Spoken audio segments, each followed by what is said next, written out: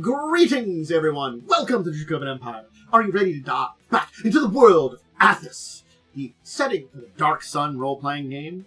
If you are, the host and guide here, Athas and Campaign, can lead you through a gateway through time, space, the universe, dimensions, to Athas, to visit it, to learn about it. I'm your host and guide here. Please do remember to give me a little bit of a tip before we run away here, like subscribing to the bell over the YouTube side of things, and let me know what you think about this. Kurn, our topic, a very interesting lost system. Well, are you ready to go learn about Kurn? Leave the tier region behind, go onto the very peripheries of it, and learn about this place which is, for good reason, trying to avoid the gaze of those within the tier region. And if you are, my hand is outstretched. Let's go. Time and space. We're back in Athas. The deserts all around us.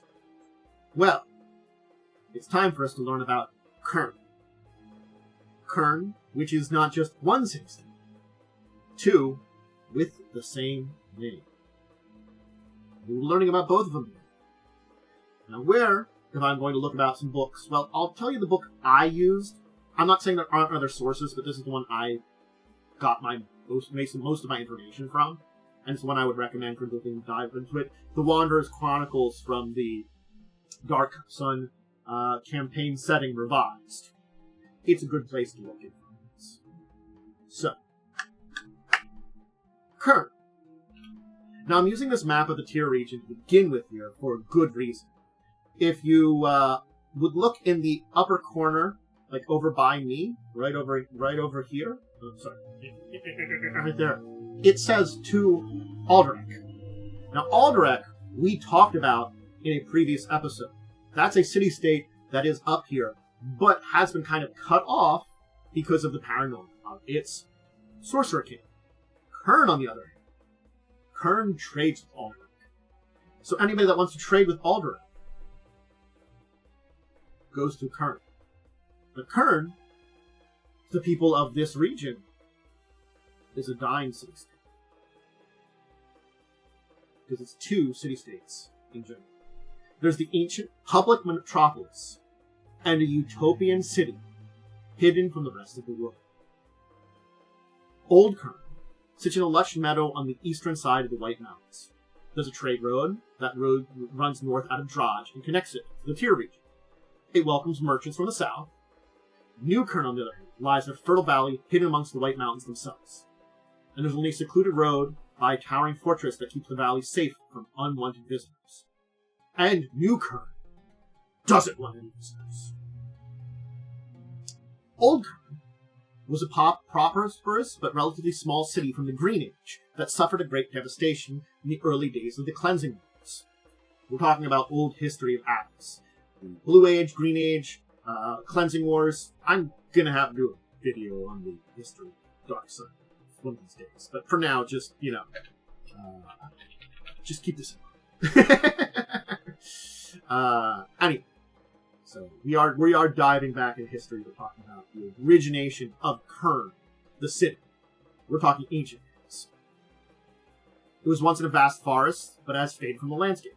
It was an elf city, and was destroyed by a champion called Ablion, the Slayer of Elves. The champion turned against Rajet and became the Dragon Kings. And one was named Kedis. Kedis decided to rebuild the city-state on the ruins of Old Kurn. He changed his name to Oronis, but decided to keep the name Kurn in the place he built. Champions became the Sorcerer Kings. Just keep that in mind there. We are talking about the origin of the Sorcerer Kings. These ancient, powerful mages who are corruptors, attempting to evolve themselves through defiling magic into powerful dragons. Anyway, the ruins were not in a very bad shape. Basically, that Oronis had thought. He was able to use a lot of the foundations here to build a lot of structures. And within a decade, this new version of Kurn was established, which is Old Kurn nowadays. Within 5 decades, it was thriving, and for 500 years, Kurn followed the same course as the other Sorcerer King domains. Around that time, though, Oronis was troubled by something that basically none of his other peers possessed. A conscience. Yes. One of the Sorcerer Kings had a conscience. His peers, we've seen them, we've talked about them when I've talked about all the other city-states. They don't. While he was Kedis, he was also known as the Lizard Man Executioner. And he basically succeeded his task to Raja. Though I will note the Lizard Men aren't technically extinct, they're nearly extinct, and they were driven near them. He basically eliminated most of the entire race from Athas. It's just that, you know, if you really look into the story, there is some left. Just, there is a small number of them, but they're very remote places in Athas. They are a species that was driven to the Great Extinction and aren't really shit. Anyway, side story there for that one. But, years since Kedis the Champion, Oronis the Sorcerer King basically remembered those atrocities. Remembers his attempted genocide of the Lizard Men and all the others that he did. And that started to haunt him. He basically advanced to the second stage Dragon King, and his problems intensified. He had the deaths of his subjects on him. And he had to use a specific amount of life force to power this transformation. He, at this time, decided none of what Raj originally promised him was going to happen. Where was the restoration of the world? Athas hasn't gotten better since the Cleansing Wars. It had gotten worse. And the Sorcerer Kings were continuing a downward spiral, slowly killing the world with their actions. Oronis saw that basically this cycle of destruction and the end of Athas was being perpetuated and not undone by his kin and the people that convinced them to become these monsters, the Sorcerer Kings, basically lied to them. Who would have thunk a defiler lied to them? So, he didn't want to be a part of that anymore. He renounced being a defiler. He renounced his status of Dragon King and saw something different. He is one of the few, if not the only, who has ever walked the path of the Dragon King and managed to not only halt, but undo the transformation of it. Remember, I've showed pictures of Sorcerer Kings as dragon creatures. Those are their true forms. Their evolution from mere human mortal into something new. Kurn broke relations with the other city-states. Mercantile activities, of course, but reduced rate. And this became a forgotten city-state. Just like Oronis hoped. He has next plan of redemption in motion. He wanted to make amends for his hearts. The first step, he changed Kurn. He needed to maintain the illusion of normalcy from the other Sorcerer's Kings, because they didn't want to detect weakness or treachery. So he secretly freed all the slaves, and instituted a fair and just practices on all levels of society. He swore his citizens to secrecy, because he knew if it got out, his peers would flock to this place like a gift to a dying Braxton. So then he began constructing new Kurn, his utopia. Like all ex-champions, he wanted to return Athas to the glory of the Blue Age. But he's the only one going about trying to do it. You know. So he had this new goal. The hidden valley of the peaks of the White Mountain. And new Kurn, its foundations were there. His Templars and citizens worked to build this place. He went in search for a new path. He used techniques and practices of his Preserver magic, and found a way to combine his magic with psionics in a more positive way than through dragon magic. And after 1,000 years of study and experimentation, he developed Preserver Metamorphosis spell. And with it, he reformed Sorcerer King, became an advanced being aligned with goodness instead of evil. He basically found a new metamorphosis. So now the two twin cities of Kurn continue parallel. Old Kurn displays typical Sorcerer King dominion to anybody else from the region, at least on the surface, while New Kurn works to be complete. The experiment continues, regressing a small portion of Athas back in time. Between these two cities, The population is about 1,800 people. And the majority live in the new city. And each year more citizens move from the old city to the new one. Old Kurn has so small numbers, it appears almost a ghost town. And one day, Oronis plans to completely abandon it in favor of the secluded valley. It hasn't been that time yet. It's a slow process. This wonderful valley of the old world, which he's using powerful preserver magic to create, has to be completed first. Oronis is an Avagian. I'm not going to go into depth about an Avagian, but it's another higher type of being that exists within the Dark Sun campaign world. This is a picture of an Avagian. It might be Oronis. I tried to look up some stuff for them there. But basically, he guides the two cities here. He basically spent all this time redeeming himself and changing his nature. And being an Avagian is a sign of him, to make up for being what he was before. He's dedicated himself to his citizens and the restoration of all of Athas, eventually. In Old Kurn, he disguises himself as a normal human. He basically is magically induced disguise. He appears as a tall, lanky, middle-aged man with short golden hair, pale blue eyes, and a close-cropped brown beard. He wears stuff like a Sorcerer King would in Old Kurn. You know, the trappings of a Sorcerer King. New Kurn, he doesn't need that disguise. The true Avagian form. Tall, thin, hairless humanoid with golden skin, silver eyes, and gossamer wings is shown to all. His evolution to something of a higher plane he puts on full display. He shows that being basically the opposite of all the other Sorcerer Kings, he is a good thing to his people. I love it. Old Kurn appears to run like any other city-state, but Oronis long ago abandoned the monarchical form of government. His subjects govern themselves via the democratic system he developed. Nobles and all citizens, except Templars, can hold public office. Elections are held at regular intervals, and a term limit is set. The highest elected official is the presider, who sits at the head of a body called the Tribunal.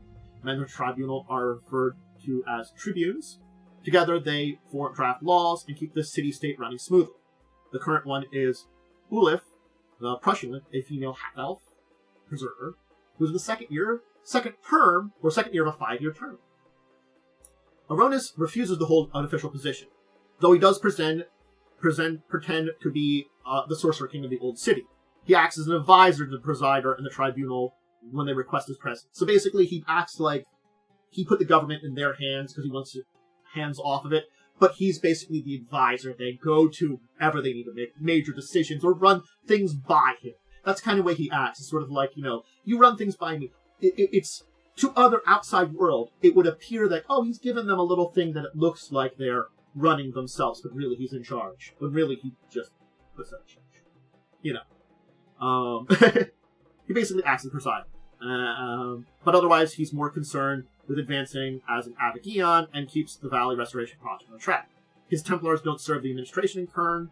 Instead, they are keepers and dispensers of knowledge. They serve as teachers, advisors, local officials, and businesses. They also oversee and handle the restoration process under Oronis' supervision. It's a fascinating city. Here's where we can see both Kurns on the map, near Eldrak. Boom. And again, down there, which leads toward Drach from the road. So, commerce, trade. It's limited, but does have some regular people that come in to trade. Some Arakakra traders from the Winter's Nest and elf merchant tribes from both north and south. Sursan traders wander down from the Scorched Plateau to make deals. House Tuslarex of Drach makes regular trips here to conduct business with Kurn and Eldrak. These are the extent of the major mercantile activities going on in Old Kurn. Those scores of dune traders pass through the city walls every week. It also has its own merchant house, House Azith. By standards of merchant dynasties of Tyr, it's small. By standards of the northern region, it's very wealthy. Led by Korzik Azeth, the house has holdings in the White Mountains, maintains villages near Eldrak and along the trade route to the south, and keeps an emporium in far-off Drach. Kork suspects there's some kind of deception being played out in Kurn, but business is too good. He doesn't want to dig too deep. He doesn't want to disrupt the status quo. He knows something's going on in Old Kurn. He's like, there's something weird going on about this place. But you know what? Whatever. I'm lining my pockets. He is suspicious about going in the walls past Fort Protector, but he's satisfied his curiosity and doesn't want to ruin the position he commands. He's basically like, there's a lot of stuff going on. There's that Fort Protector. What does that guard? You know, there's other things. What do these guard? I'm not going to ask about it. There's 2 clients village, Elzothret and Siltside, that have important roles in the daily business. Built around a lush oasis that trades roads connect north and south, it provides a stopover point for caravans going and coming from the Tier region. It does protect out raiders and bandits very often, too. If you're going to Elzothret, it welcomes all traders provided they can pay the fees for using its services. Siltside is an open village on the coast of the Silt Sea. Few readers enter dear to the frequent patrols set out by Fort Protector, so the village don't worry about attack from the west. Giants of silt aren't even a problem, as nearby Fort Holtz keeps them at bay. They handle trade with Eldrick, which doesn't have any merchant house of its own. This is the only connection to outside world to Eldrick. Go see my Eldrick videos and talk about that, you know. Alright, finally, we actually have a picture here of New Kurn. That's what it looks like. That's what New Kurn looks like. It's a really interesting style. I'm not gonna lie. We'll talk about it a little bit. Let's talk about the conditions of the 2 cities. So, depending on which city you are, depends on your life. If you're on Old Kurn, well, you're basically like in a city in the Tier region ruled by a Sorcerer King. But this can be deceiving. If you stay by any length of time, there are a few odd things. Slaves seem to have a sparkle in their eyes and a bounce in their steps that isn't seen in any city-states. They're not really slaves, remember. They've been freed. They're most likely just low pay, just low totem pole, manual laborers that, pretend to be slaves to the outside world. They are still manual laborers. We're low on the totem pole economically, but you know what? They're not technically slaves. And the Templars aren't given the same wide berth as their counterparts in any other major city. Additionally, the merchants and trade district are always crowded, but the rest of the city, desolate, kind of like some of the ruins. It maintains this illusion of business as usual, the cooperation of the citizens and the powers of the Sorcerer King. If the visitors notice the noble or Templar quarters of the city are practically deserted, they usually attribute the rumor to Kurn is slowly dying. Dying or not, the city is far from defenseless. Raiding tribes have attempted to take advantage of the dying city to discover that the defenders are quite capable of holding them off. And through the efforts of House Azith, the commerce provides the traders, Kurn maintains a modest economy. Most of the habitants of the Tier region have forgotten this northern city exists. Kurn interacts with the closest neighbors on a regular basis, though. It has good relation with the outer cocker of Wicker's Nest and the merchants of the Draj's house Slaka, and the elves of the few local tribes. Except for the connections with House Azelth and the trade Templars of Eldrak, it doesn't really interact with other city-states. On the other hand, it sometimes has trouble with the raiders of the bandits. Bandit states, they don't come to the gates of the city, not very often, but they do attract traders and travelers on their rare time. So, yeah.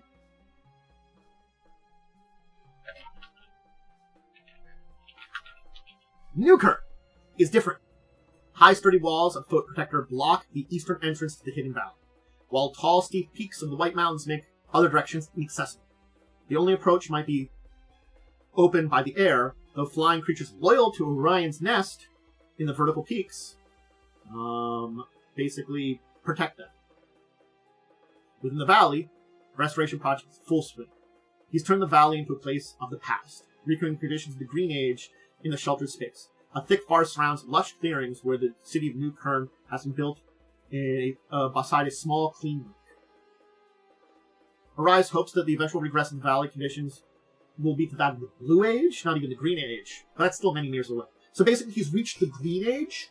He wants to push it back farther to what it was like in the Blue Age of Athas. It resembles his vision of utopia.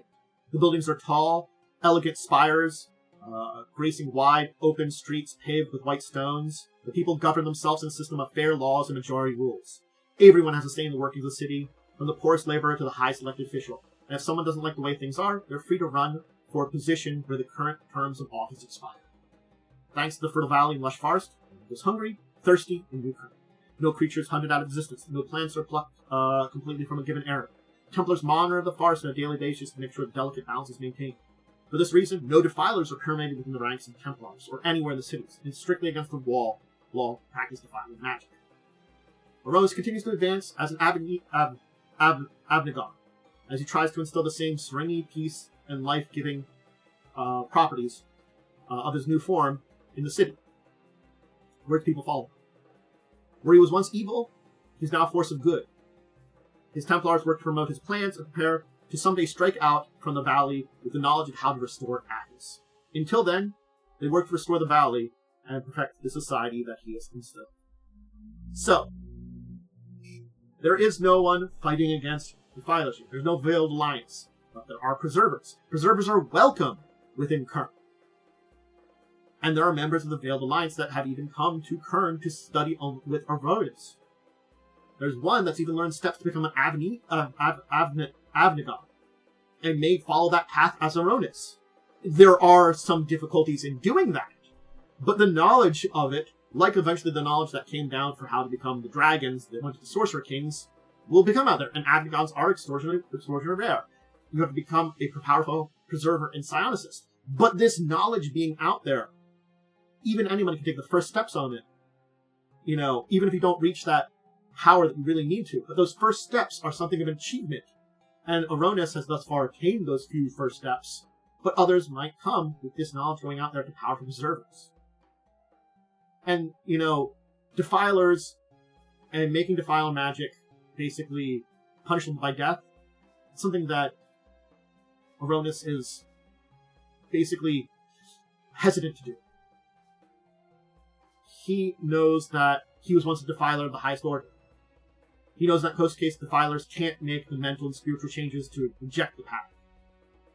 But he knows that they have to be banished from society. So he doesn't want to kill off the defilers, as someone might go down that path. But, you know, it's a path that's really hard to get away from. He managed. He knows it really can't be done right. There you go. There's the Twin Cities of Kurn. A fascinating place. Truly fascinating. I loved learning all about Kurn and knowing about this. It is a place that does kind of spit in the way that Dark Sun goes in a lot of ways, with its dark moods and attitudes. But it's one of those things that I think is very important to Athas and Dark Sun as a whole. It's not a world without hope. Certainly speaking, hope can be done in the individuals. But to see a powerful being like this, somewhere far off in the reaches, attempting at hope and trying to bring it about, is a very impressive thing. And it does go to show you that Athas is not all the same. And certainly the tier region and the power that is the Defilers, the Sorcerer Kings, is great.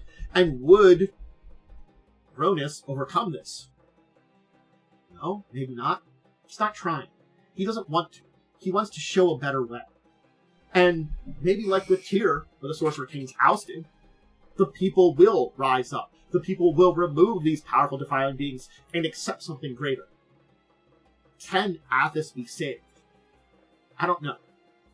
Maybe not with Sorcerer Kings, but because of people like Oronis, there is that hope that maybe this desert planet can be renewed to its old ways. Is it something that player characters will ever see in their lifetimes? Probably not in the storyline.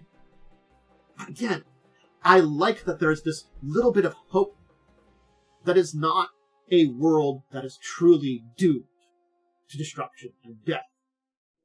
It could still be, but it's not necessary. And I feel like that makes Athas and Dark Sun just a little bit more interesting to have that kind of little bit of hope in the back of it. A little bit of possibility. A little bit of life. Hope you've enjoyed. And that'll be it for today. Please check out the rest of my stuff, whether it's live over on Twitch, where I do a lot of my tabletop recordings, most of them in fact, and a bunch of other things like games with myself, other people, variety gaming, other various things, chatting and stuff like that. But all the tabletop stuff does go up on YouTube, so if you can't join me live over on Twitch, you can always check out all the tabletop stuff over on YouTube. If you're on the YouTube side of things, please do give that support. Like, subscribe, think about, appease the dark algorithms, and hey, what do you think about this? What do you think about this as a aspect of Dark Sun, Athas? I kind of like it being there, but I want to know what you think about this as being something that's part of this, a little bit of that hope. We didn't get into depths as much in 4th edition. We only kind of went over the tier region, and these extended areas outside the tier region, we didn't really talk about the 4th edition. They didn't really get to that. They didn't do enough. So I'm interested when we talk about more of these places and stuff like that, how we can respect upon them, and what do you think? Please let me know in the comments. Anyway, check out my social media, good places to keep updates on my schedule, what's going on, when videos are out, all those kind of things. And yeah, until the next time, we dive into Athas to Dark Sun, or somewhere else in the tabletop realm, I bid all of you out there a deep and warm farewell.